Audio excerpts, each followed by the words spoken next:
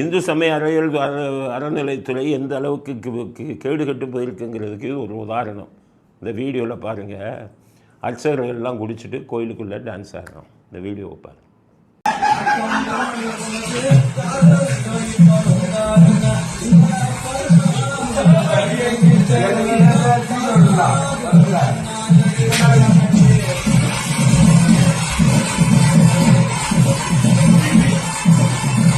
பார்த்தீங்கல்ல, இந்து சமய அறநிலையத்துறை எவ்வளோ கேவலமாக போயிட்டு இருக்குன்னு. இதுக்காகத்தான் சொன்னேன், பிராமணர்களை அர்ச்சகர்களெலாம் பொண்ணுன்னு ஏன் சொன்னால், அவன் சுத்தமாக இருப்பான், மது சாப்பிட மாட்டான், கொஞ்சம் கோயிலுடைய மாண்பை காப்பாற்றுவான்னு தான். நீ என்றைக்கு எல்லா ஜாதியினரையும் போடுறேன்னையோ, எத்தனையோ கோயிலுக்கு நான் கிராமத்தில் போயிருக்கேன்ப்பா, பூசாரி யாரையோ ஒருத்தனை போடுறாங்க, ஃபுல் போதையில் இருக்கான், அவன் போய் பூஜை பண்ணால், அவன் போய் அர்ச்சனை பண்ணால் விளங்குவான். அந்தந்த வேலைக்கு அந்தந்த இது தான் பண்ணணும்.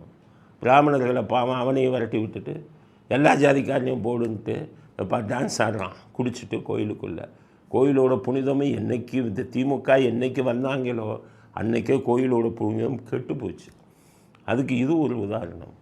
இது குடிச்சிட்டு ஆடி கொண்டு இருக்கான். சேகர்பாபு மாதிரி ஆள் மந்திரியாக போட்டிங்கன்னா இப்படி தான் இருப்பான். அஞ்சாவது சேகர்லாம். சேகர்பாபு எப்படிப்பட்ட ஆள்?